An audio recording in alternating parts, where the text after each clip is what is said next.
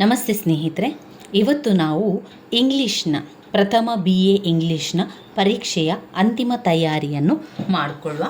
ಯಾವುದನ್ನೆಲ್ಲ ಓದ್ಕೊಳ್ಬೇಕು, ಹೇಗೆ ಓದ್ಕೊಳ್ಬೇಕು ಎಲ್ಲವನ್ನು ಕೂಡ ಈ ಒಂದು ವಿಡಿಯೋದಲ್ಲಿ ತಿಳಿತಾ ಹೋಗುವ.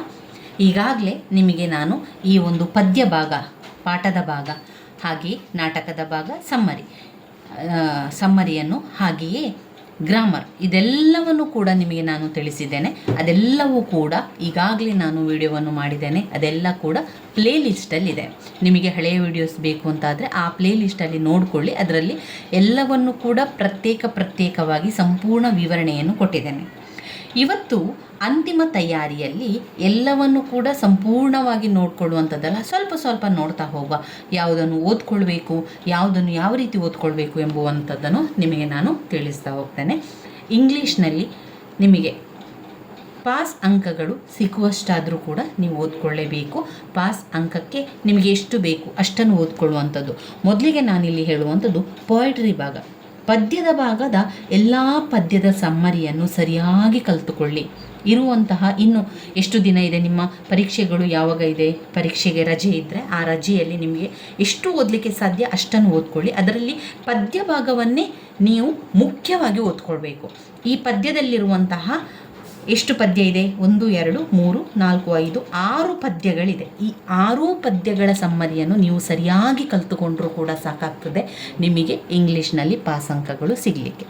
ಯಾಕೆ ಅಂತ ಹೇಳಿದರೆ, ಪದ್ಯ ಭಾಗದಿಂದ ಟಿಪ್ಪಣಿ ಬರೀಲಿಕ್ಕೆ ಕೂಡ ಅದನ್ನೇ ಕೇಳುವಂಥದ್ದು. ಅಂದರೆ ಸಂದರ್ಭ ಸ್ವಾರಸ್ಯ ಅಂತೆಲ್ಲ ಕೊಡ್ತಾರಲ್ಲ, ಅದೇ ರೀತಿಯಲ್ಲಿ ಇಂಗ್ಲೀಷ್ನಲ್ಲಿ ಎನೋಟೇಟ್ ಅಂತ ಕೊಡ್ತಾರೆ, ಅಥವಾ ಸಂದರ್ಭ ಸಹಿತ ಅದು ಕೊಟ್ಟರು ಕೂಡ ಅದು ಬರೀಲಿಕ್ಕೆ ಕೊಡುವಂಥದ್ದು.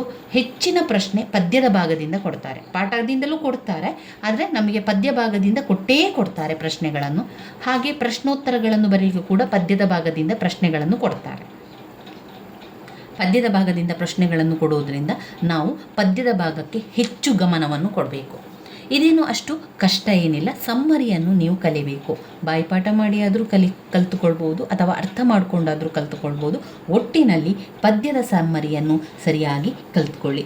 ನಾನು ನಿಮಗೆ ಇದನ್ನು ಕನ್ನಡದಲ್ಲಿ ಸಂಪೂರ್ಣವಾಗಿ ತಿಳಿಸಿಕೊಟ್ಟಿದ್ದೇನೆ. ಹಾಗೆ ಇಂಗ್ಲೀಷ್ನಲ್ಲಿರುವಂತಹ ಸಮ್ಮರಿಯನ್ನು ನಾನು ನಿಮಗೆ ಅದರಲ್ಲಿರುವಂಥದ್ದನ್ನು ಕೂಡ, ಇಂಗ್ಲೀಷ್ ಸಮ್ಮರಿಯನ್ನು ಕೂಡ ನಾನು ಪೋಸ್ಟಲ್ಲಿ ಹಾಕಿದ್ದೇನೆ. ಪೋಸ್ಟ್ ಅಂತ ಕೊನೆಯದಲ್ಲಿ, ಈಗ ಸ್ವರ್ಣ ಅಕಾಡೆಮಿ ಚಾನಲಿಗೆ ಹೋದಾಗ ಅಲ್ಲಿ ಮೇಲ್ಗಡೆಯಲ್ಲಿ ಬರ್ತದೆ ನೋಡಿ, ವಿಡಿಯೋ ಶಾರ್ಟ್ಸ್, ಆಮೇಲೆ ಕೋರ್ಸ್, ಅಲ್ಲಿ ಕೋರ್ಸ್ ಪೋಸ್ಟ್ ಅಂತೆಲ್ಲ ಇದೆ ನೋಡಿ ಮೇಲ್ಗಡೆಯಲ್ಲಿ. ಆ ಪೋಸ್ಟಲ್ಲಿ ಈ ಒಂದು ಪದ್ಯದ ಸಮ್ಮರಿ, ಪ್ರಥಮ BA ಇಂಗ್ಲೀಷ್ನವರದು ಹಾಗೆ ದ್ವಿತೀಯ BA ಇಂಗ್ಲೀಷ್ನವರಿಗೆ ಇರುವಂತಹ ಪದ್ಯ ಭಾಗದ ಹಾಗೆ ಪಾಠ ಭಾಗದ ಸಮ್ಮರಿಯನ್ನು, ಸಾರಾಂಶ, ಇಂಗ್ಲೀಷ್ನಲ್ಲಿರುವಂತಹ ಸಾರಾಂಶವನ್ನು ನಾನು ಪೋಸ್ಟಲ್ಲಿ ಹಾಕಿದ್ದೇನೆ. ಈಗಾಗಲೇ ಹಾಕಿದ್ದೇನೆ, ಮೊದಲೇ ಅದನ್ನು ಹಾಕಿಟ್ಟಿದ್ದೇನೆ. ಅದು ನಿಮಗೆ ಅದು ಈಗಲೂ ಕೂಡ ಸಿಗ್ತದೆ. ಇಂಗ್ಲೀಷ್ನಲ್ಲಿರೋ ಸಮ್ಮರಿ ಸುಲಭವಾಗಿ ಸರಳವಾಗಿ ಓದ್ಕೊಳ್ಳುವಂಥ ಸಮ್ಮರಿ. ನಾನು ಅದೇ ಸಮ್ಮರಿಯನ್ನು ಓದ್ಕೊಂಡಿರುವಂಥದ್ದು. ಒಂದು ವೇಳೆ ನಿಮಗೆ ಅದು ಸಮ್ಮರಿ ಬೇಡ ಅಂತ ಆದರೆ ನೀವು ಬೇರೆ ಸಮ್ಮರಿಯನ್ನು ಕೂಡ ಓದ್ಕೊಳ್ಬೋದು. ನಿಮಗೆ ಇದು ಇಷ್ಟ ಆಗಲಿಲ್ಲ, ಈ ರೀತಿಯಾಗಿ ಇಷ್ಟ ಆಗಲಿಲ್ಲ ಅಂತಂದರೆ ಅದನ್ನು ಕೂಡ ಓದ್ಕೊಳ್ಬೋದು. ಇದರಲ್ಲಿ ನಾವು ಪ್ರಶ್ನೆ ಪತ್ರಿಕೆ, ಹಳೆಯ ಪ್ರಶ್ನೆ ಪತ್ರಿಕೆಯ ನನ್ನ ಜೊತೆಯಲ್ಲಿ ಇಲ್ಲ. ಪ್ರಶ್ನೆ ಪತ್ರಿಕೆಯಲ್ಲಿ ಯಾವ ರೀತಿ ಬರ್ತದೆ ಅನ್ನುವಂಥದ್ದನ್ನು ನಾನಿಲ್ಲಿ ಬರ್ಕೊಂಡಿದ್ದೇನೆ ನೋಡಿ. ಮೊದಲಿಗೆ ಫಸ್ಟ್ BA ಇಂಗ್ಲೀಷ್ನಲ್ಲಿ ಮೊದಲಿಗೆ ಸೆಕ್ಷನ್ ಎ ವಿಭಾಗದಲ್ಲಿ ಬರುವಂಥದ್ದು ಎನೋಟೇಟ್. ಎನಿ 4 ಯಾವುದಾದರೂ 4 ಟಿಪ್ಪಣಿ ಬರೀಲಿಕ್ಕೆ ಎನೋಟೇಟ್ ಬರೀರಿ, ಟಿಪ್ಪಣಿಯನ್ನು ಬರೆಯುವಂಥದ್ದು, ಅಥವಾ ಒಂದು ಸಂದರ್ಭ ಸ್ವಾರಸ್ಯ ಅಂತಲೇ ಇಟ್ಕೊಳ್ಳಿ. ಆವಾಗ ನಾವು ಪದ್ಯದ ಹೆಸರು ಮತ್ತು ಪದ್ಯವನ್ನು ಬರೆದ ಲೇಖಕರ ಹೆಸರನ್ನು ಕೂಡ ಬರಿಬೇಕಾಗ್ತದೆ. ಇಲ್ಲಿ ನೀವು ಇದನ್ನು 4 ಎನೋಟೇಟನ್ನು ಬರಿಬೇಕಾಗ್ತದೆ. ಈ 4 ಎನೋಟೇಟ್ ಅವರು 6 ಕೊಡ್ತಾರೆ, ಅದರಲ್ಲಿ ನಾವು 4 ಎನಿ 4ಗೆ ಆನ್ಸರ್ ಬರಿಬೇಕು.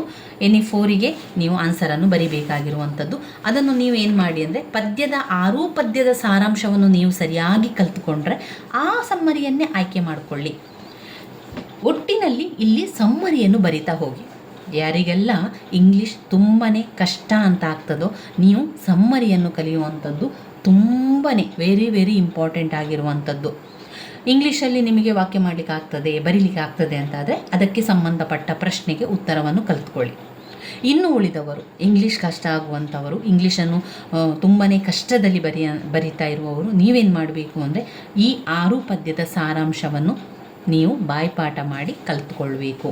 ಎನೋಟೇಟ್ ಬಂದಾಗ ಎನೋಟೇಟ್ ಟಿಪ್ಪಣಿ ಬರೀಲಿಕ್ಕೆ ಬಂದಾಗ ಆ ಸಮ್ಮರಿಯನ್ನೇ ನಾವು ಅಲ್ಲಿಗೆ ಬರಿತಾ ಹೋಗುವಂಥದ್ದು. ನಂತರ ನೀವು ಕೇಳ್ಬೋದು, ಹಾಗಾದರೆ ಪ್ರಶ್ನೋತ್ತರ ಬಂದಾಗ ಅದೇ ಸಮ್ಮರಿಯನ್ನು ಬರೆಯುವಂಥದ್ದ ಅಂತ. ಹೌದು, ಪ್ರಶ್ನೋತ್ತರಗಳಿಗೂ ಕೂಡ ಅದೇ ಸಮ್ಮರಿಯನ್ನು ನೀವು ಬರೆಯಿರಿ, ಏನು ಕೂಡ ಇದರಲ್ಲಿ ಚಿಂತೆ ಮಾಡಬೇಡಿ. ಇದೇ ರೀತಿಯಾಗಿ ಬರಿತಾ ಹೋದರೆ ನೀವು ಇಂಗ್ಲೀಷ್ನಲ್ಲಿ ಪಾಸ್ ಆಗ್ತೀರಾ. ಏನು ಅದರಲ್ಲಿ ಚಿಂತೆ ಮಾಡುವಂಥ ಅವಶ್ಯಕತೆ ಇಲ್ಲ. ಆರಾಮದಲ್ಲಿ ಓದ್ಕೊಂಡು ಎಲ್ಲವನ್ನು ಓದ್ಕೊಳ್ಬೇಕು ಅಂತ ಹೇಳಿದರೆ ಸಮ್ಮರಿಯನ್ನು ಓದ್ಕೊಳ್ಬೇಕು. ಪದ್ಯದ ಭಾಗದ ಸಮ್ಮರಿಯನ್ನು ಸರಿಯಾಗಿ ಕಲಿತ್ಕೊಳ್ಳಿ. ನಾನು ನಿಮಗೆ ಕನ್ನಡದಲ್ಲಿ ಅದರ ಸಾರಾಂಶವನ್ನು ತಿಳಿಸ್ಕೊಟ್ರೆ ನಿಮಗೆ ಆವಾಗ ಬೇಗ ನೆನಪಲ್ಲಿ ಉಳಿತದೆ. ನಂತರ ಇಂಗ್ಲೀಷ್ನ ಸಮ್ಮರಿಯನ್ನು ಓದ್ಕೊಂಡ ತಕ್ಷಣ ನಿಮಗೆ ಎಲ್ಲ ಕೂಡ ಅರ್ಥ ಆಗ್ತದೆ. ಹಾಗೆ ಅದರ ಜೊತೆಗೆ ನೀವು ಅದನ್ನು ಬಾಯ್ಪಾಠ ಮಾಡಿ ಕಲಿತುಕೊಳ್ಬೇಕಾಗ್ತದೆ. ಆದ್ದರಿಂದ ಪದ್ಯದ ಭಾಗವ ಸಮ್ಮರಿಯನ್ನು ಆದಷ್ಟು ಎಲ್ಲ 6 ಪದ್ಯದ ಸಾರಾಂಶವನ್ನು ಬಾಯ್ಪಾಠ ಮಾಡಿ ಇವತ್ತೇ ಕಲಿತುಕೊಳ್ಳಿ ಸ್ನೇಹಿತರೆ. ಇನ್ನು ಸೆಕ್ಷನ್ ಬಿ ವಿಭಾಗದಲ್ಲಿ ಏನು ಬರ್ತದೆ, ಕ್ವಶನ್ ಮತ್ತು ಆನ್ಸರ್, ಪ್ರಶ್ನೆ ಉತ್ತರವನ್ನು ಬರೀಲಿಕ್ಕೆ ಬರುವಂಥದ್ದು. 3 ಪ್ರಶ್ನೆಗೆ ಉತ್ತರವನ್ನು ಬರೀಬೇಕು. ಅದರ ಪಾಠ ಭಾಗದಿಂದಲೂ ಕೊಡ್ತಾರೆ, ಪದ್ಯದ ಭಾಗದಿಂದಲೂ ಕೊಡ್ತಾರೆ, ಹಾಗೆ ನಾಟಕ ಭಾಗದಿಂದಲೂ ಕೊಡ್ತಾರೆ. ಇಲ್ಲಿ ನಾವು ಪದ್ಯದ ಸಾರಾಂಶವನ್ನು ನೀವು 100ಕ್ಕೆ 100% 100% ಕಲಿಯಲೇಬೇಕಾಗಿರುವಂಥದ್ದು. ಮತ್ತೊಂದು ನಾಟಕ ಭಾಗದಲ್ಲಿ ಪಾಠದಲ್ಲಿ ಎಲ್ಲ ಪಾಠವನ್ನು ಓದಬೇಕು ಅಂತ ಇಲ್ಲ. ನಿಮಗೆ ಸುಲಭ ಅಂತ ಅನಿಸುವ 3 ಪಾಠವನ್ನು ಓದ್ಕೊಳ್ಳಿ. 3 ಪಾಠವನ್ನು ಓದ್ಕೊಂಡ್ರೆ ಸಾಕು. ಇಲ್ಲಿ ನಾನು ಓದ್ಕೊಂಡಿರುವಂತಹ ಪಾಠ of studies, ladies head dresses, necklace, ಆಮೇಲೆ ಗಲಿವರ್ ಟ್ರಾವೆಲ್. ಇಲ್ಲಿ 4 ಪಾಠವನ್ನು ನಾನು ಓದ್ಕೊಂಡಿರುವಂಥದ್ದು. ಇನ್ನು ಉಳಿದ 2 ನಾನು ಚಾಯ್ಸ್ ಆಗಿ ಬಿಟ್ಟಿದ್ದೇನೆ, ಅದನ್ನು ಓದ್ಕೊಳ್ಳಿಲ್ಲ. ಆಫ್ ಸ್ಟಡೀಸ್ ಓದ್ಕೊಂಡಿದ್ದೇನೆ, ಲೇಡೀಸ್ ಹೆಡ್ ಡ್ರೆಸ್ಸಸ್ ಓದ್ಕೊಂಡಿದ್ದೇನೆ, ನೆಕ್ಲೆಸ್ ಆಮೇಲೆ ಗಲಿವರ್ ಟ್ರಾವೆಲರನ್ನು ಓದ್ಕೊಂಡಿರುವಂಥದ್ದು. ಹಾಗೆ ಅದರ ಸಮ್ಮರಿಯನ್ನು ನಿಮಗೆ ನಾನು ಯಾವ ರೀತಿ ಓದ್ಕೊಂಡಿದ್ದೇನೆ ಅದನ್ನು ನಿಮಗೆ ಕೊಟ್ಟಿದ್ದೇನೆ. ಹಾಗೆ ಗೈಡ್ ಕೂಡ ಹಾಗೆ. ಗೈಡಲ್ಲಿ ಕನ್ನಡದಲ್ಲಿ ಮೊದಲಿಗೆ ಅದರ ಕಥೆಯನ್ನು ತಿಳ್ಕೊಂಡೆ. ನಾನು ಓದಿರುವಂತಹ ರೀತಿಯನ್ನು ನಿಮಗೆ ತಿಳಿಸಿಕೊಡುವಂಥದ್ದು. ಮೊದಲಿಗೆ ನಾನು ಏನು ಮಾಡಿರುವಂಥದ್ದು, ಗೈಡ್ ಎನ್ನುವಂತಹ ಒಂದು ಕಾದಂಬರಿ, ವೆರಿ ಇಂಪಾರ್ಟೆಂಟ್ ಆಗಿರುವಂಥ ಕಾದಂಬರಿ.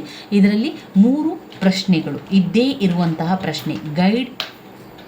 ಈ ಒಂದು ಗೈಡ್ ಕಾದಂಬರಿಯಿಂದ 3 ಪ್ರಶ್ನೆಗಳು 100ಕ್ಕೆ 100% ಅವರು ಕೊಡುವಂತಹ ಒಂದು ಪ್ರಶ್ನೆಯಾಗಿರೋದ್ರಿಂದ ಇದನ್ನು ನೀವು ಓದ್ಕೊಳ್ಳೇಬೇಕು. ತುಂಬಾ ಮುಖ್ಯವಾಗಿರುವಂತಹ ಪ್ರಶ್ನೆಯಾಗಿರುವಂಥದ್ದು. ಗೈಡ್ ಕಾದಂಬರಿಯಿಂದ 3 ಪ್ರಶ್ನೆಗಳನ್ನು ಅವರು ಕೊಡುವುದರಿಂದ ನೀವು ಅದನ್ನು ಓದ್ಕೊಳ್ಳೇಬೇಕು. ಅದರ ಸಾರಾಂಶವನ್ನು ಸರಿಯಾಗಿ ಕಲಿತುಕೊಳ್ಳಿ. ಅದರಲ್ಲಿ 2 ಭಾಗದ ಕಥೆಯಾಗಿ ನಿಮಗೆ ಕಾಣ್ಬೋದು. ರಾಜುವಿನ ಕತೆ ಮೊದಲಿನ ಅವನ ಜೀವನದ ಮೊದಲ ಕತೆ, ಆಮೇಲೆ ಜೈಲಿಗೆ ಹೋಗಿ ಬಂದ ನಂತರದ ಕತೆ, ಹೀಗೆ 2 ಭಾಗ ಅದರಲ್ಲಿ ಇರ್ತದೆ. ಆ 2 ಭಾಗ ಕನ್ನಡದಲ್ಲಿ ನಿಮಗೆ ಸರಿಯಾಗಿ ಅರ್ಥ ಆದರೆ ಇಂಗ್ಲೀಷ್ನಲ್ಲಿ ಓದ್ಕೊಂಡಾಗ ಬೇಗನೆ ನೆನಪಿಗೆ ಉಳಿತದೆ. ಹಾಗೆ ಇಂಗ್ಲೀಷ್ನಲ್ಲಿ ಬರೀಲಿಕ್ಕೂ ಕೂಡ ತುಂಬಾ ಸುಲಭ ಆಗ್ತದೆ. ಆದ್ದರಿಂದ ಈ ಗೈಡನ್ನು ಸರಿಯಾಗಿ ಓದ್ಕೊಳ್ಬೇಕು. ಆಮೇಲೆ ನೀವು ಗ್ರಾಮರ್ನ ಬಗ್ಗೆ ಹೇಳಿ ಅಂತ ಕೇಳ್ತೀರಾ. ಗ್ರಾಮರ್ ನನಗೂ ಕೂಡ ತುಂಬಾ ಕಷ್ಟ ಆಗ್ತಾ ಇದ್ದಂಥದ್ದು. ನಾನು ಗ್ರಾಮರನ್ನು ಅಷ್ಟಾಗಿ ಓದ್ಕೊಳ್ಳಿಲ್ಲ.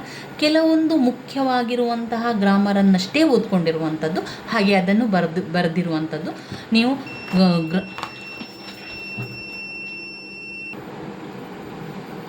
ಗ್ರಾಮರ್ ಬಗ್ಗೆ ಹೆಚ್ಚು ಚಿಂತೆಯನ್ನು ಮಾಡಿಕೊಳ್ಬೇಡಿ.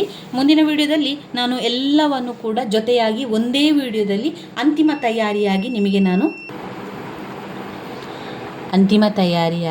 ಅಂತಿಮ ಒಂದು ವಿಡಿಯೋ ಎಲ್ಲವನ್ನು ಕೂಡ ಒಂದೇ ವಿಡಿಯೋದಲ್ಲಿ ಬರುವಂತೆ ನಾನು ನಿಮಗೆ ತಿಳಿಸ್ಕೊಡ್ತಾ ಹೋಗ್ತೇನೆ. ಇದರಲ್ಲಿ ಒಮ್ಮೆ ಸ್ವಲ್ಪ ಮೇಲಿಂದ ಮೇಲೆ ಹೇಗೆ ಓದ್ಕೊಳ್ಳುವಂಥದ್ದು ಅಂತ ನೀವು ತಯಾರಿಯನ್ನು ಮಾಡಿಕೊಳ್ಳಿ. ಇಲ್ಲಿ ನಮಗೆ ನೋಡಿ ಗ್ರಾಮರ್ ಕೂಡ ಇದೆ, ಎಕ್ಸ್ಪ್ಯಾಂಡ್ ಮಾಡಲಿಕ್ಕೆ ಇರುವಂಥದ್ದು, ಆಮೇಲೆ 1 ವರ್ಡ್ ಆನ್ಸರ್ ಕೊಡಲಿಕ್ಕೆ ಇರುವಂಥದ್ದು, ಚೇಂಜ್ ವಾಯ್ಸ್ ಮಾಡಲಿಕ್ಕೆ ಇರುವಂಥದ್ದು, ಸಿನಾನಿಮಸ್ ಮತ್ತು ಎನಾಟೋನಿ ಅಂದರೆ ಅರ್ಥವನ್ನು ಬರೀಲಿಕ್ಕೆ ಇರುವಂಥದ್ದು, ವಿರುದ್ಧಾರ್ಥಕ ಪದವನ್ನು ಬರೀಲಿಕ್ಕೆ ಇರುವಂಥದ್ದು, 1 ವರ್ಡ್ ಸಬ್ಸ್ಟಿಟ್ಯೂಟ್ ಬರೀಲಿಕ್ಕೆ ಇರುವಂತಹ ಪ್ರಶ್ನೆಗಳು ಕೂಡ ಬರ್ತದೆ. ಸಿನಾನಿಮಸ್ ಅಂದರೆ ಅರ್ಥಗಳನ್ನು ಬರೀಲಿಕ್ಕೆ ಕೊಡುವಂಥದ್ದು, ಅರ್ಥ ಬ್ಯೂಟಿಫುಲ್ಲಿಗೆ ಅದರ ಸಮಾನಾರ್ಥಕ ಪದವನ್ನು ಬರೀಲಿಕ್ಕೆ ಕೊಡುವಂಥದ್ದು. ಎನಾಟೋನಿ ಅಂದರೆ ವಿರುದ್ಧಾರ್ಥಕ ಪದವನ್ನು ಬರೀಲಿಕ್ಕೆ ಇರುವಂಥದ್ದು. ಆದಷ್ಟು ಸುಲಭದ ರೀತಿಯಲ್ಲಿ ಸುಲಭವಿರುವಂತಹ ಕೆಲವೊಂದಿಷ್ಟು ವರ್ಡ್ಗಳನ್ನು ನೀವು ಕಲಿತ್ರೆ ಸಾಕು. ಮುಂದಿನ ವಿಡಿಯೋದಲ್ಲಿ ಇದನ್ನೆಲ್ಲವನ್ನು ಕೂಡ ನಿಮಗೆ ನಾನು ತಿಳಿಸ್ತಾ ಹೋಗ್ತೇನೆ.